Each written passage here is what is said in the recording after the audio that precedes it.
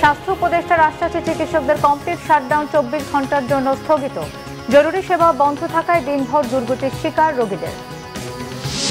যত ষড়যন্ত্রই হোক গণতন্ত্র প্রতিষ্ঠার চ্যালেঞ্জে এগিয়ে যাবে বিএনপি, বলেছেন মির্জা ফখরুল। দলের প্রতিষ্ঠা বার্ষিকীতে জিয়ার মাজারে শ্রদ্ধা।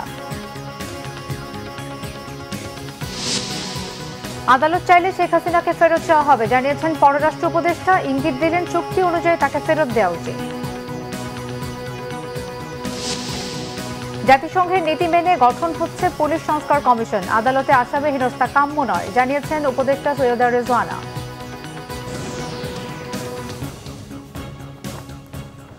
দেখছিলেন ক্রাউন সিমেন্ট সংবাদ শিরোনাম, এবারে বিস্তারিত। চিকিৎসকদের কমপ্লিট শাটডাউন কর্মসূচি 24 ঘন্টার জন্য স্থগিতের সিদ্ধান্ত নেওয়া হয়েছে। এরপর ঢাকা মেডিকেল কলেজ হাসপাতালের চিত্র জানতে সরাসরি কথা বলবো সিনিয়র রিপোর্টার এস.এম. ফয়েজের সাথে। ফয়েজ, কর্মসূচি স্থগিত হওয়ার পর ঢাকা মেডিকেলের এখন অবস্থা কেমন দেখছেন? কিছুক্ষণ আগের যে সংবাদে, বাংলা ভিশনের সংবাদে দর্শকদের জানানো হয়েছে যে চিকিৎসকদের যে কমপ্লিট যে শাটডাউন, তারা যে কর্মসূচি ঘোষণা করেছিল, তাদের উপরে যে হামলা হয়েছে, তাদের উপর নির্যাতন হয়েছে, তাদেরকে মারপিট করা হয়েছে, সেই ঘটনায় শাহবাগ থানা মামলা হয়েছে এবং সিসিটিভির ফুটেজ দেখে প্রত্যেক অপরাধীকে শনাক্ত করা হবে। সেই আশ্বাসের ভিত্তিতেই তারা তাদের যেই কমপ্লিট শাটডাউন সেটি থেকে তারা সরে এসেছেন। বিকালে স্বাস্থ্য উপদেষ্টা নুরুজ্জাহান বেগমের সাথে বৈঠক হয়েছে।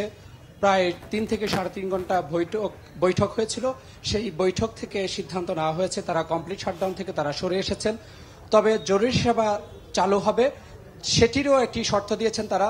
ঢাকা মেডিকেলে যে চিকিৎসকরা জরুরি সেবা দিবেন, প্রত্যেককে 1:1, অর্থাৎ প্রত্যেকটি চিকিৎসকের সাথে একজন করে নিরাপত্তা কর্মী অর্থাৎ আইনশৃঙ্খলা বাহিনীর সদস্য থাকবে, তাদের নিরাপত্তা নিশ্চিত করবে। সেই বিষয়টি নিশ্চিত হওয়ার পরেই এই মাত্র আমাদের সাথে আবারও কথা বলেছেন।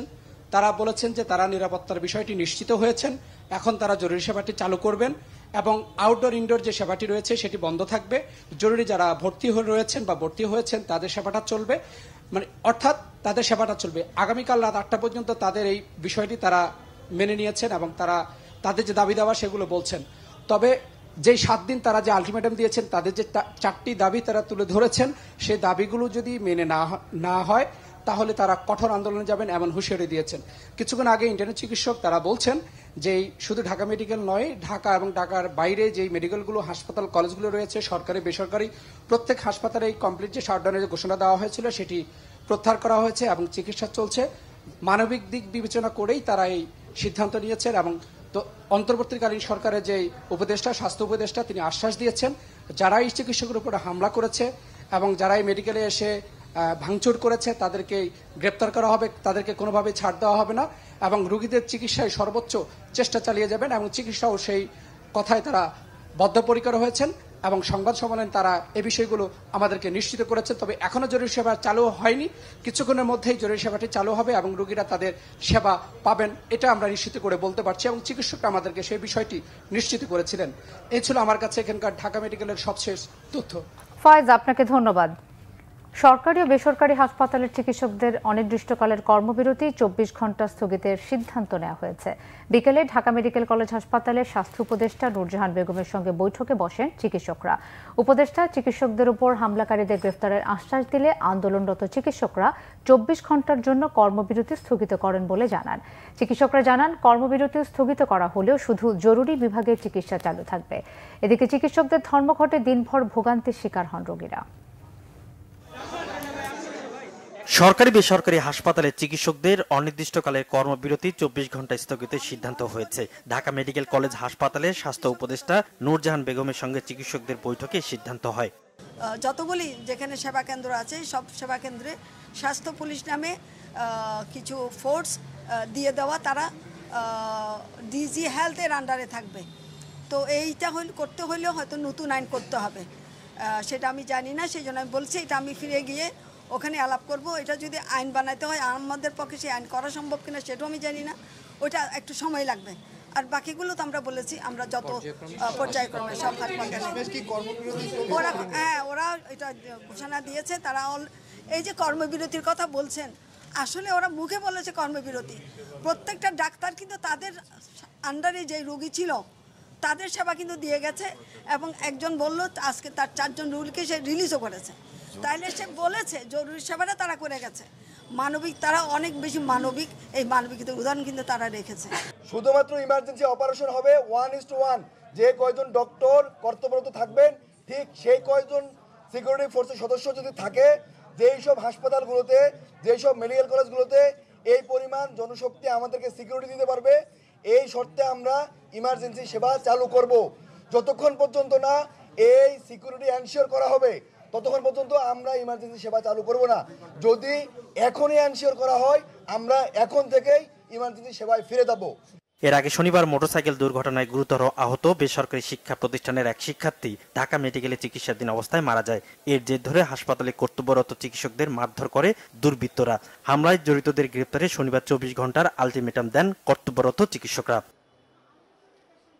এর রেশ কাটতে না কাটতেই হাসপাতালে চিকিৎসা নিতে আসা অন্য এক রোগীকে কুপিয়ে হত্যা করলে হাসপাতালে উত্তেজনা ছড়িয়ে পড়ে। বিষ পান করা এক রোগীর মৃত্যুর ঘটনাও হাসপাতালে জরুরি সেবা কেন্দ্রে ভাঙচুর চলে।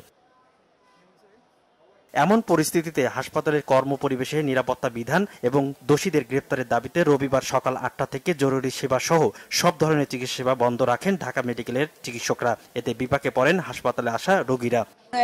মনে করেন মানুষ গাড়ি গন্ডগোল লাগছে, এই ডাক্তার আইতো না, যাইতাম না 8টা পর্যন্ত তার দায়িত্ব সে পালন করছে, কিন্তু হয়তো এরপরে যাদের দায়িত্ব ছিল ডিউটি ডাক্তার, তারা হয়তো এরপরে আসে নাই। পরিস্থিতি নিয়ন্ত্রণে বেলা 11টায় জরুরি বৈঠকে বসে হাসপাতাল প্রশাসন। হাসপাতালের পরিচালক ও বিভাগীয় প্রধানদের উপস্থিতিতে এই সভায় নিজেদের নিরাপত্তা নিয়ে উদ্বেগ ও ক্ষোভ প্রকাশ করেন চিকিৎসকরা। বৈঠক শেষে চিকিৎসকরা হাসপাতালের 2 দিনের সার্বিক চিত্র গণমাধ্যমের কাছে তুলে ধরেন। অভিযোগ করেন হাসপাতাল প্রশাসন তাদের নিরাপত্তা দিতে ব্যর্থ হয়েছে। পরিকল্পিতভাবে তারা এমার্জেন্সিতে জড়ো হয়ে একসাথে এসে আমাদের ডক্টর, আমরা 3 জন ছিলাম, কত দুঃখজনক চিন্তা করেন, 3 জন আমরা ডাক্তার ছিলাম, আমাদের সাথে এইভাবে ওরা নৃশংসতা দেখায়। এ সময় হাসপাতাল পরিচালক চিকিৎসকদের জানান 24 ঘন্টার মধ্যে দায়ীদের গ্রেপ্তারের চেষ্টা চলছে। দ্রুত সমস্যা সমাধানে সরকারের সর্বোচ্চ পর্যায়েও আলোচনা চলছে। আমাকে অথরিটি বলেছেন তাদেরকে অ্যারেস্ট করা হবে। আপনারা যে 24 ঘন্টা সময় দিয়েছিলেন গতকাল আজকে রাত 8টা পর্যন্ত, তার মধ্যে ইনশাআল্লাহ অ্যারেস্ট হবে।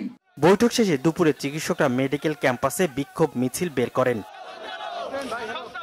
হামলাকারীদের দ্রুত গ্রেপ্তারের দাবি সহ 4 দফা দাবি আদায় না হওয়া পর্যন্ত চিকিৎসা সেবা বন্ধ সহ কমপ্লিট শাটডাউন কর্মসূচি ঘোষণা করেন চিকিৎসকরা। ঢাকা মেডিকেল কলেজ এর সব চিকিৎসকের পাশাপাশি উপজেলা, জেলা, বিভাগীয় হাসপাতাল, প্রাইভেট সেক্টর সবকিছু ইনক্লুড থাকবে। চেম্বার, অপারেশন সবকিছু কমপ্লিটলি শাটডাউন থাকবে। ঢাকা মেডিকেল কলেজে চলমান পরিস্থিতি নিয়ন্ত্রণে সেনা মোতায়েন করা হয়েছে। সৈয়দ আব্দুল মুহিত, বাংলা ভিশন, ঢাকা। এদিকে চিকিৎসকদের উপর হামলার ঘটনায় 2টি তদন্ত কমিটি গঠন করেছে মন্ত্রণালয়। একই সঙ্গে এই ঘটনায় জড়িতদের শাস্তি নিশ্চিতের কথাও জানিয়েছেন স্বাস্থ্য ও পরিবার কল্যাণ উপদেষ্টা নূরজাহান বেগম। রবিবার সচিবালয় নিজ মন্ত্রণালয়ের সভাকক্ষে সংবাদ সম্মেলনে উপদেষ্টা এসব কথা জানান।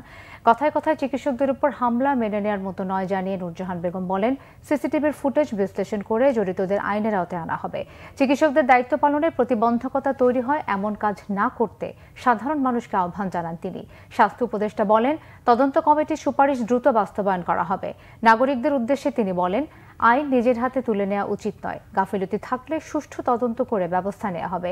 উল্লেখ্য, ঢাকা মেডিকেল কলেজ হাসপাতালে চিকিৎসকদের মারধর ও লাঞ্ছিতের ঘটনায় জড়িতদের বিচার ও নিরাপত্তা নিশ্চিতের দাবিতে সব চিকিৎসকরা কর্মবিরতির ঘোষণা দেন।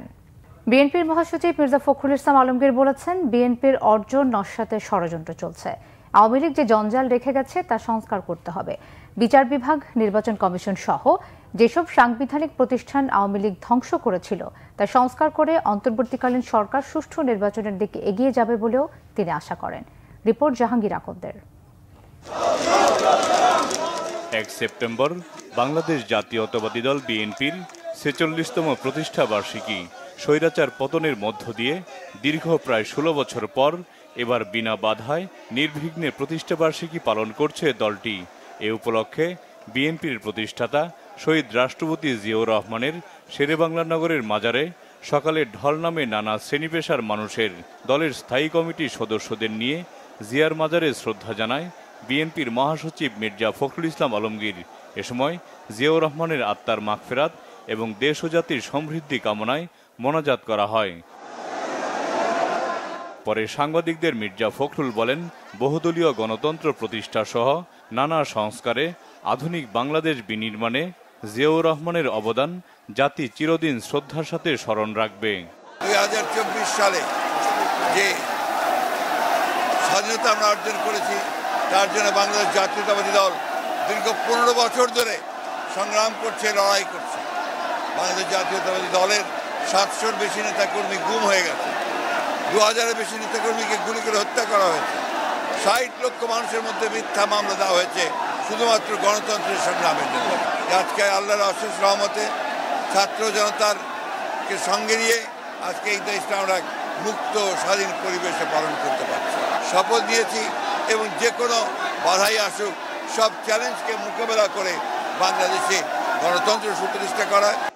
এরপর শহীদ রাষ্ট্রপতি জিয়াউর রহমানের মাজারে শ্রদ্ধা জানায় বিএনপির বিভিন্ন অঙ্গ ও সহযোগী সংগঠন সহ নানা শ্রেণী পেশার মানুষ। এদিকে দলের প্রতিষ্ঠা বার্ষিকী উপলক্ষে নয়াপল্টনের কেন্দ্রীয় কার্যালয়ে মিলাদ ও দোয়া মাহফিল করে বিএনপি। এতে দলের মহাসচিব মির্জা ফখরুল ইসলাম আলমগীর বলেন, 46 বছর পরও বিএনপি সুসংগঠিত। নতুন বাংলাদেশ গড়ে তুলতে সবাইকে ঐক্যবদ্ধ থাকার আহ্বান জানান তিনি। চক্রান্ত এখন শেষ হয়নি, চক্রান্ত চলছে। বাংলাদেশ জাতীয়তাবাদী দলকে বিভিন্নভাবে আখ্যায়িত করে বাংলাদেশ জাতীয়তাবাদী যে কৃতিত্ব, সেই কৃতিত্বকে নস্যাৎ করার চেষ্টা চলছে। যে জঞ্জাল আওয়ামী লীগ দিয়ে গেছে সেই জঞ্জালগুলোকে কিছুদিন সাফ করতে হবে, সময় লাগবে। আমরা বিশ্বাস করি যে এই সরকার অতি দ্রুত সময়ের মধ্যে তারাই প্রতিষ্ঠানগুলোতে সংস্কার করে জনগণের কাঙ্ক্ষিত যে নির্বাচন, সেই নির্বাচন দিয়ে জনগণের ভোটে নির্বাচিত পার্লামেন্ট ও তার জন্য সরকার গঠন করতে সর্বরকম ভূমিকা তারা পালন করবেন। আজকের এই অবস্থা অনেকে মনে করেন যে এটা শুধুমাত্র 9 দিনের ফসল। অনেকে বলতে যাচ্ছে যে বিএনপি কোনো অবদানই নাই। আরে ভাই, বিএনপি কি 17টা বছর রাস্তায় প্যারেড করছে খামাখাই? বিএনপির এত নেতা কর্মী খুন হয়েছে, তার হিসাব আছে আমাদের কাছে। আমাদের কোনো অবদান নাই অনেকে বলতে চান, কিন্তু আমরা বলতে চাই এই আন্দোলনে ছাত্র জনতার আন্দোলন, এখানে ছাত্রদের পাশে যেই জনতা ছিল সেই জনতা হলো বিএনপির একটা অংশ, তার সঙ্গে ছিল। বেগম খালেদা জিয়ার রোগ মুক্তি এবং ছাত্র জনতার আন্দোলনে শহীদদের আত্মার মাগফিরাত কামনায় দোয়া ও মোনাজাত করা হয়। জাহাঙ্গীর আকন্দ, বাংলাভিশন, ঢাকা। বিএনপির ভারপ্রাপ্ত চেয়ারম্যান তারেক রহমান বলেছেন, বৈষম্যহীন রাষ্ট্র গঠনে সংস্কারের কোনো বিকল্প নেই। বিএনপিও এই সংস্কার চায় বলেও জানান তিনি। দলের প্রতিষ্ঠা বার্ষিকী উপলক্ষে দেয়া ভিডিও বার্তায় এসব কথা বলেন তারেক রহমান। দেশকে জনতার কাঙ্ক্ষিত বাংলাদেশে রূপান্তর করতে রাষ্ট্র সংস্কার কার্যক্রমের কোনোই বিকল্প নেই। তবে রাষ্ট্র সংস্কার একটি চলমান, দীর্ঘমেয়াদী এবং ধারাবাহিক প্রক্রিয়া। টেকসই এবং কার্যকর উপায়ে রাষ্ট্র সংস্কার করতে হলে সংস্কার প্রক্রিয়ার সঙ্গে অবশ্যই জনগণের প্রত্যক্ষ অংশগ্রহণ থাকা জরুরি। আমাদের দল বিএনপি মনে করে, রাষ্ট্র সংস্কারকে কার্যকর করতে হলে দেশের রাজনৈতিক দলগুলোর দৃষ্টিভঙ্গি এবং কার্যক্রমেও স্বচ্ছতা নিশ্চিত করার বিষয়টিও উপেক্ষা করার কোনোই সুযোগ নেই। আমাদের আর পেছনে তাকানোর কোনোই সুযোগ নেই। পলাতক স্বৈরাচার জাতীয় জীবনের 15টি বছর কেড়ে নিয়েছে। সেই দুঃস্বপ্নকে দূরে ঠেলে দিয়ে দেশের জনগণের সামনে একটি বৈষম্যহীন, নিরাপদ, মানবিক বাংলাদেশ গড়াই বিএনপির আগামী দিনের লক্ষ্য। অন্যদিকে দেশের বিভিন্ন জায়গায় নানান কর্মসূচিতে বিএনপির 46তম প্রতিষ্ঠা বার্ষিকী পালন হয়েছে। বিস্তারিত ডেস্ক রিপোর্টে। প্রতিষ্ঠা বার্ষিকী উপলক্ষে চট্টগ্রামের রাঙ্গুনিয়ায় শহীদ রাষ্ট্রপতি জিয়াউর রহমানের প্রথম মাজারে শ্রদ্ধা জানিয়েছে চট্টগ্রাম মহানগর বিএনপি। এ সময় উপস্থিত ছিলেন বিএনপির কেন্দ্রীয় কমিটির সহ সাংগঠনিক সম্পাদক ব্যারিস্টার মীর মোহাম্মদ হেলাল উদ্দিন। পরে মহানগরীর 2 নম্বর গেটে বিপ্লব উদ্যানে শ্রদ্ধা নিবেদন করা হয়। বগুড়ায় দলের প্রতিষ্ঠাবার্ষিকীতে আনন্দ উৎসব পরিহার করে সেই অর্থ বিতরণ করা হয়েছে ছাত্র গণ অভ্যুত্থানে বগুড়ার 7 শহীদ পরিবারের মধ্যে। বিএনপি চেয়ারপারসন বেগম খালেদা জিয়ার উপদেষ্টা পরিষদের সদস্য মোহাম্মদ হেলালুজ্জামান তালুকদার লালু সহ জেলার বিএনপি নেতারা শহীদ পরিবারগুলোর সাথে দেখা করেন। এর আগে নবাববাড়িতে দলীয় কার্যালয়ের সামনে জাতীয় ও দলীয় পতাকা উত্তোলন এবং বিএনপির প্রতিষ্ঠাতা চেয়ারম্যান শহীদ রাষ্ট্রপতি জিয়াউর রহমানের প্রতিকৃতিতে পুষ্পমাল্য অর্পণ করা হয়। প্রতিষ্ঠাবার্ষিকী উপলক্ষে সিলেট মহানগর বিএনপির উদ্যোগে হযরত শাহজালাল রহমতুল্লাহ আলাইহির দরগা মসজিদে বাদ জোহর দোয়া মাহফিল হয়। এতে বিএনপি চেয়ারপারসনের উপদেষ্টা আরিফুল হক চৌধুরী সহ মহানগরীর 42টি ওয়ার্ডের নেতা ও সব অঙ্গ ও সহযোগী সংগঠনের নেতারা অংশ নেন। প্রতিষ্ঠা বার্ষিকীতে সাবেক রাষ্ট্রপতি জিয়াউর রহমানের আত্মার মাগফিরাত কামনা সহ বন্যায় মারা যাওয়া এবং ছাত্র আন্দোলনের শহীদদের জন্য দোয়া মাহফিলের আয়োজন করে নাটোর জেলা বিএনপি। এতে যোগ দিয়ে দলের কেন্দ্রীয় কমিটির সদস্য অ্যাডভোকেট রুহুল কুদ্দুস তালুকদার দুলু বলেন, দলের ভাবমূর্তি নষ্ট করা হলে তাদের বিরুদ্ধে কঠোর ব্যবস্থা নেওয়া হবে। ময়মনসিংহে বিএনপির আলোচনা ও দোয়া মাহফিল হয়েছে। দুপুরে নগরীর নতুন বাজার দলীয় কার্যালয়ে সভায় বক্তব্য রাখেন বিএনপির সহ সাংগঠনিক সম্পাদক আবু ওয়াহাব আকন সহ অনেকে। মহানগর বিএনপি আয়োজিত দোয়া মাহফিলে বেগম খালেদা জিয়ার সুস্থতা ও দেশবাসীর কল্যাণে দোয়া করা হয়। বরিশালে এ উপলক্ষে আলোচনা সভা ও দোয়ার আয়োজন করে জেলা বিএনপি। নগরীর অশ্বিনী কুমার হলে জেলা বিএনপির আহ্বায়ক আবুল হোসেনের সভাপতিত্বে আলোচনা সভায় প্রধান অতিথি ছিলেন কেন্দ্রীয় সহ সাংগঠনিক সম্পাদক আকন কুদ্দুসুর রহমান। পরে বেগম খালেদা জিয়ার রোগমুক্তি এবং বৈষম্য বিরোধী ছাত্র আন্দোলনে নিহতদের রুহের মাগফিরাত কামনা ও আহতদের সুস্থতা কামনায় দোয়া করা হয়। রাজশাহীতে সকালে নগরীর মালোপাড়া দলীয় কার্যালয়ের সামনে প্রতিষ্ঠা বার্ষিকীর অনুষ্ঠানের উদ্বোধন করেন মহানগর বিএনপির আহ্বায়ক এরশাদ আলী ঈশা ও সদস্য সচিব মামুনুর রশিদ মামুন। অনুষ্ঠানে সাবেক হাসিনা সরকারের সময় নিহত বিএনপি নেতা কর্মী সহ বৈষম্য বিরোধী আন্দোলনের শহীদদের রুহের মাগফিরাত কামনা করে বিশেষ মোনাজাত করা হয়।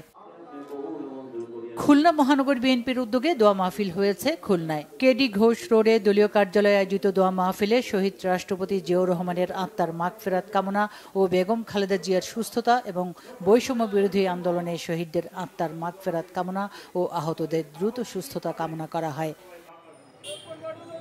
সিরাজগঞ্জের দলীয় অফিসের সামনে বিএনপির প্রতিষ্ঠাতা শহীদ রাষ্ট্রপতি জিয়াউর রহমানের প্রতিকৃতিতে ফুলের মালা দেন জেলা বিএনপির সভাপতি সাবেক জাতীয় সংসদ সদস্য রুমানা মাহমুদ ও সাধারণ সম্পাদক সাইদুর রহমান বাচ্চু। পরে আলোচনা সভা ও দোয়া মাহফিল হয়। ঝিনাইদহে শহরের একটি কমিউনিটি সেন্টারে আলোচনা সভার আয়োজন করে জেলা বিএনপি। দেশে ভয়াবহ বন্যার কারণে অনুষ্ঠান সীমিত করা হয়। সভায় বিএনপির প্রতিষ্ঠাতা জিয়াউর রহমানের আত্মার মাগফিরাত কামনা ও বেগম খালেদা জিয়ার সুস্থতার জন্য দোয়া করা হয়।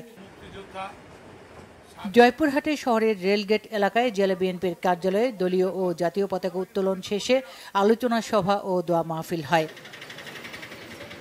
এদিকে বন্যার কারণে সীমিত কর্মসূচিতে খাগড়াছড়িতে বিএনপির 46তম প্রতিষ্ঠা বার্ষিকী পালন করা হয়। Bangla vision news desk. বাংলাদেশে জাতীয়তাবাদ আর স্বনির্ভর বাংলাদেশ গড়ার স্বপ্ন নিয়ে 1978 সালের এই দিনে বাংলাদেশ জাতীয়তাবাদী দল বিএনপি প্রতিষ্ঠা করেন শহীদ রাষ্ট্রপতি জিয়াউর রহমান। দলটির 46তম প্রতিষ্ঠা বার্ষিকীতে শহীদ জিয়ার আদর্শ বাস্তবায়ন এবং গণতন্ত্রের ভিত মজবুতের কথাই বললেন দলের নীতি নির্ধারকরা। রিপোর্ট করছেন সিকান্দার রেমান। মহান স্বাধীনতা যুদ্ধে বীরত্বপূর্ণ অংশগ্রহণের মধ্য দিয়ে ব্যাপক পরিচিতি পান জিয়াউর রহমান। জেট ফোর্স এবং স্বাধীনতার ঘোষণা শহীদ জিয়াকে নিয়ে যায় অনন্য উচ্চতায়। 1975 সালে 7 নভেম্বর সিপাহী জনতার বিপ্লবের মধ্য দিয়ে ক্ষমতায় নিয়ে আসা হয় জেনারেল জিয়াউর রহমানকে। বাকশালের বিপরীতে বহুদলীয় গণতন্ত্রের প্রবর্তন করেন জিয়াউর রহমান। 1978 সালে 1 সেপ্টেম্বর বাংলাদেশি জাতীয়তাবাদকে মূল মন্ত্র ধরে গঠন করেন বাংলাদেশ জাতীয়তাবাদী দল বিএনপি। জনগণই হচ্ছে আমাদের সকল শক্তির উৎস। দেশের দায়িত্ব নিয়ে ভঙ্গুর অর্থনীতির বাংলাদেশকে সামনে এগিয়ে নিয়ে যায় আধুনিক বাংলাদেশের রূপকার জিয়াউর রহমান। তার দক্ষ নেতৃত্বেই বিধ্বস্ত বাংলাদেশ ঘুরে দাঁড়ায়। তবে বেশি দিন দেশ সেবার সুযোগ পাননি জিয়াউর রহমান। 1981 সালের 30 মে চট্টগ্রামের সার্কিট হাউসে বিপদগামীদের বুলেটে জীবনাবসান ঘটে স্বনির্ভর বাংলাদেশ গড়ার এই স্বপ্নদ্রষ্টার। মূলত জিয়াউর রহমানের আকস্মিক মৃত্যু গৃহবধূ বেগম খালেদা জিয়াকে রাজনীতির মাঠে নিয়ে আসে। 90-এর স্বৈরাচার বিরোধী আন্দোলন সহ প্রতিটি গণতান্ত্রিক আন্দোলন তার নেতৃত্বে সামনে থেকে ভূমিকা রেখেছে বিএনপি। স্বৈরাচার এরশাদ বিরোধী আন্দোলনে বিজয়ী হয়ে দেশ সেবার দায়িত্ব নেয় বিএনপি নেতৃত্বে বেগম খালেদা জিয়া। এরপর 2001 সালেও বিএনপির নেতৃত্বাধীন 4 দলীয় জোট দেশের দায়িত্ব নেয়। 2008 সালের 29 ডিসেম্বর নির্বাচনে হেরে যায় বিএনপি।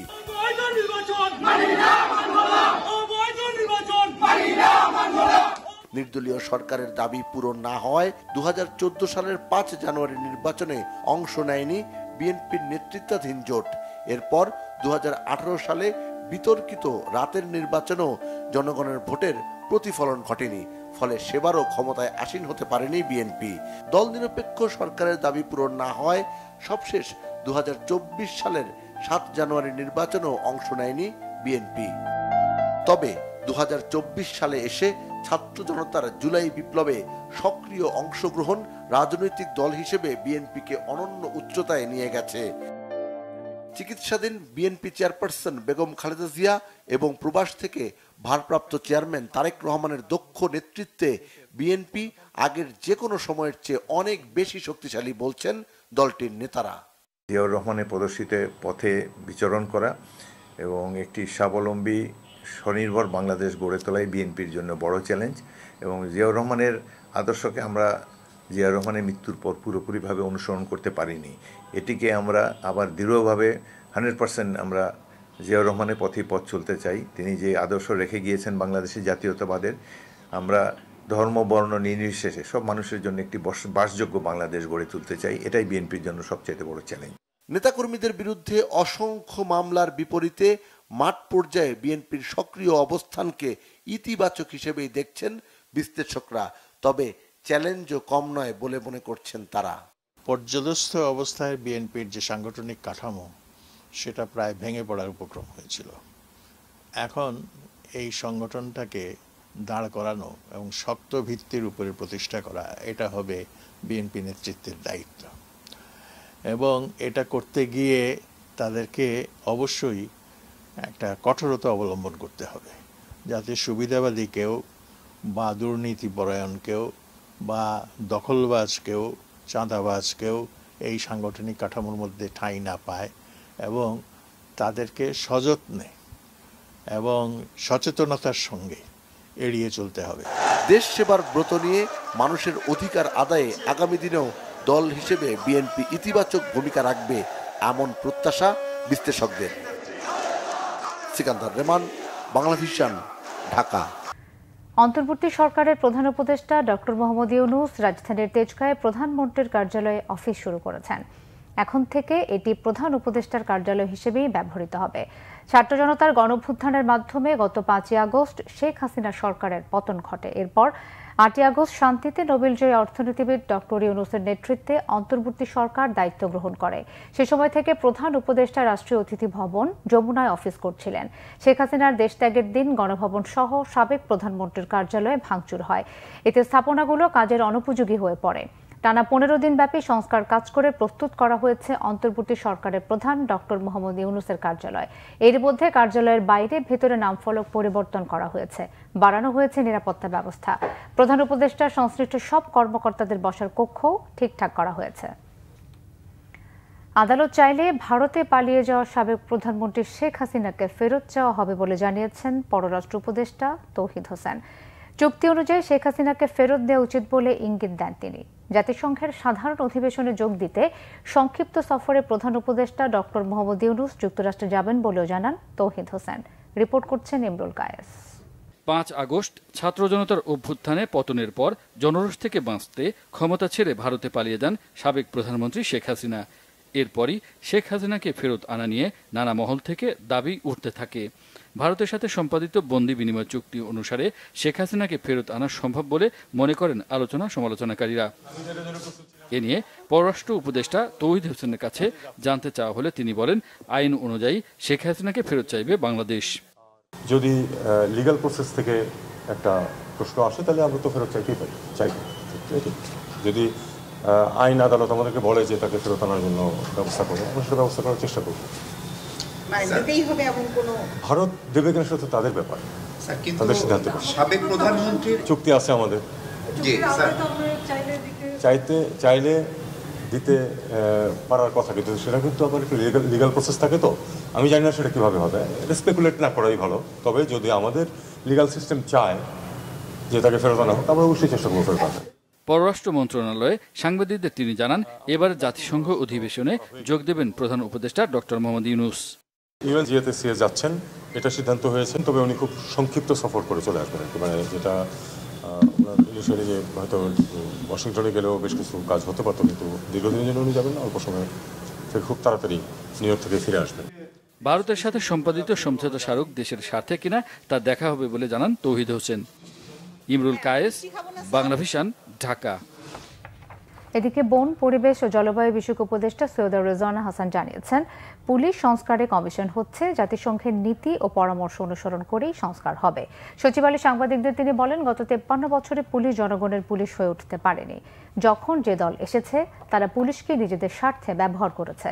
সৈয়দা রেজওয়ানা হাসান বলেন, আদালতে আসামিদের হেনস্থার শিকার হওয়া কখনোই কাম্য নয়। অন্তর্বর্তী সরকার তা সমর্থনও করে না। নিজ মন্ত্রণালয়ে কথা বলতে গিয়ে রেজওয়ানা হাসান আশ্বস্ত করেন, পরিবেশ বিষয়ক সহযোগিতা অব্যাহত থাকবে। মন্ত্রণালয়ের ব্যাপারে আস্থা তৈরির কাজ চলছে। জানান, বন্যার ক্ষেত্রে আগাম তথ্য দিতে উজানের দেশকে বলা হবে। কিসের প্রভাবে মানুষ ক্ষতিগ্রস্ত হয়েছে তা জানতে নোয়াখালী ও কুমিল্লায় গণশুনানি হবে বলেও জানিয়েছেন বন ও পরিবেশ উপদেষ্টা রেজওয়ানা হাসান। অবৈধ অস্ত্র উদ্ধারে আগামী 4 সেপ্টেম্বর বুধবার থেকে দেশে যৌথ অভিযান শুরু করতে যাচ্ছে সরকার। সেই সাথে সব সরকারি কর্মচারীকে সম্পদের হিসাব বিবরণী দাখিলের নির্দেশনাও দেওয়া হয়েছে। স্বরাষ্ট্র উপদেষ্টা অবসরপ্রাপ্ত লেফটেন্যান্ট জেনারেল মোহাম্মদ জাহাঙ্গীর আলম চৌধুরী অবৈধ অস্ত্র উদ্ধার অভিযান পরিচালনার বিষয়টি নিশ্চিত করে বার্তা দিয়েছেন। এ বিষয়ে স্বরাষ্ট্র মন্ত্রণালয় থেকেও একটি বার্তা দেওয়া হয়েছে। এর আগে গত 25 আগস্ট স্বরাষ্ট্র মন্ত্রণালয় 2009 সালের 6 জানুয়ারি থেকে 2024 সালের 5 আগস্ট পর্যন্ত বেসামরিক জনগণের কাছে থাকা আগ্নেয়াস্ত্রের লাইসেন্স স্থগিত করে 3রা সেপ্টেম্বরের মধ্যে সকল অস্ত্র জমার নির্দেশনা দেয়। এদিকে জনপ্রশাসন মন্ত্রণালয়ের পক্ষ থেকে সকল সরকারি কর্মচারীর সম্পদের হিসাব বিবরণী জমা দেওয়ার নির্দেশনাও দিয়েছে সরকার।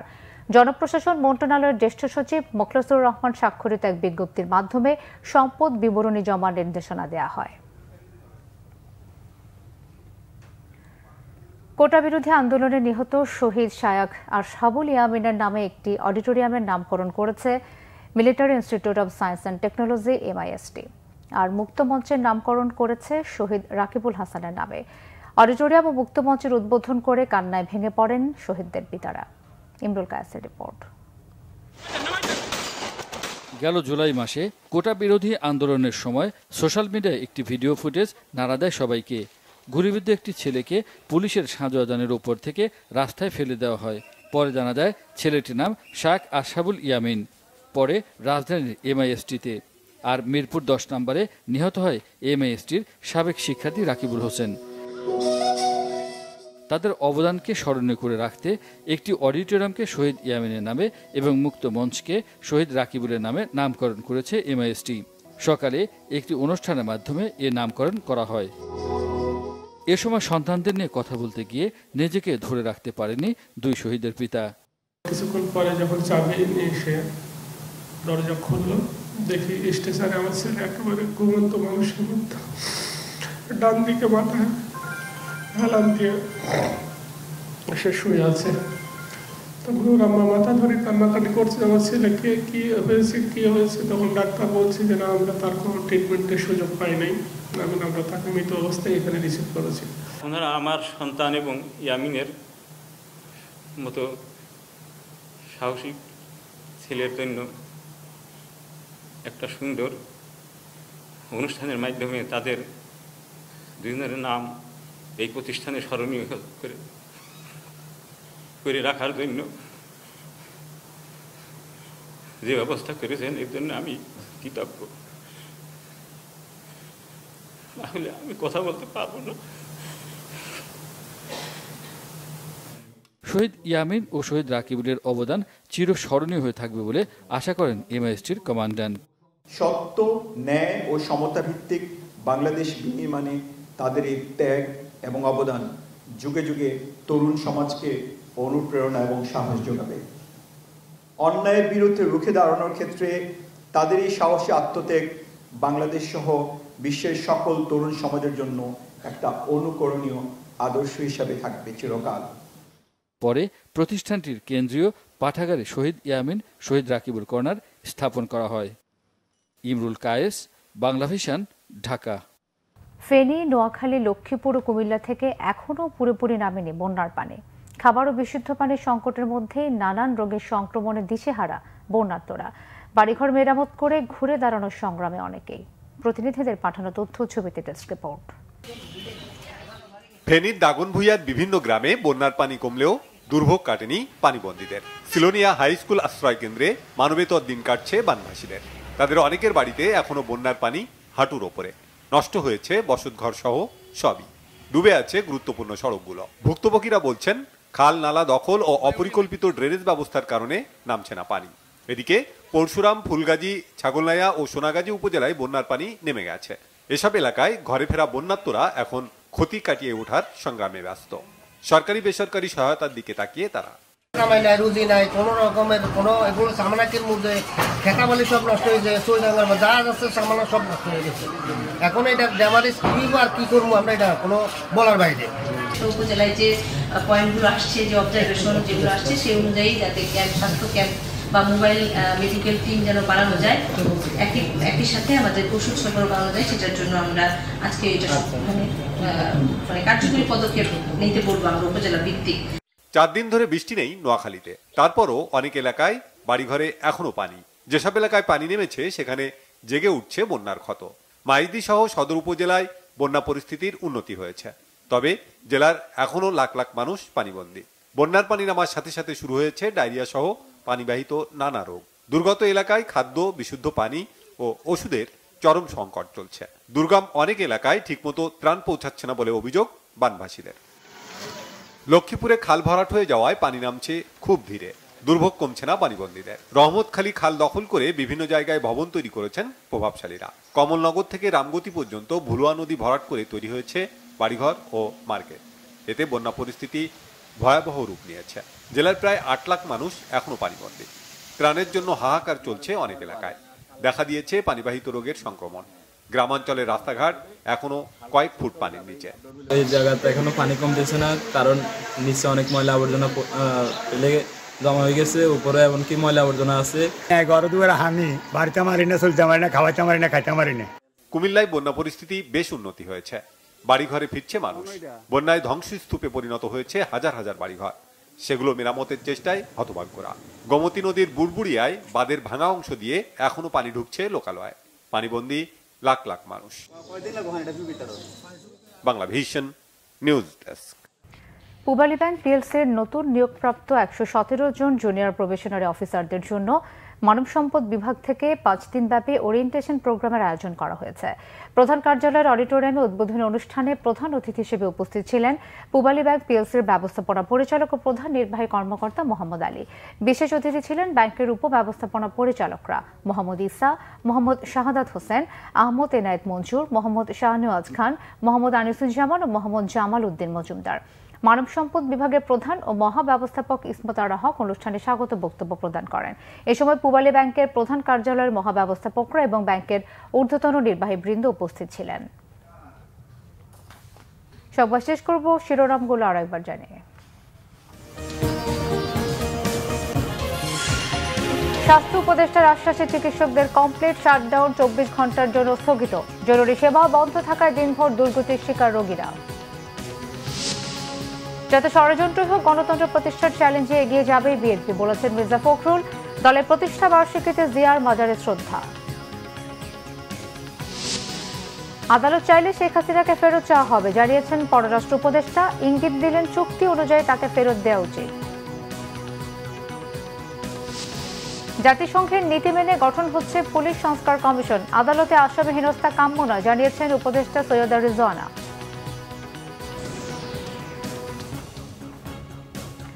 এই ছিল এখনকার মতো। পরের সংবাদটা 10:30। এর আগে 9টা রয়েছে নিউজ 20 দেখার আমন্ত্রণ রইল। এছাড়া বাংলা ভিশন সংবাদ ও সংবাদ সংশ্লিষ্ট অনুষ্ঠান দেখতে ভিজিট করুন www.bvnews24.com ও facebook.com/banglavisionnews এবং সাবস্ক্রাইব করুন youtube.com/banglavisionnews। ধন্যবাদ।